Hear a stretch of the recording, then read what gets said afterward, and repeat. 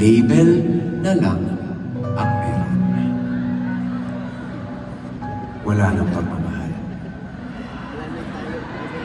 Aray, nangyayari yun sa totoong buhay. Kaya rin nasulat itong song ito. Isa sa pinakamasakit na types of breakups para sa akin, type of breakup is yung okay naman kayo, maayos naman kayo, kilalang kilala mo na yung pamilya niya, kilalang kilala niya yung pamilya mo, mami pa nga tawag niyo sa mama mo eh. Tapos, ito yung masakit. Walang ibang rason kundi na fall out of love.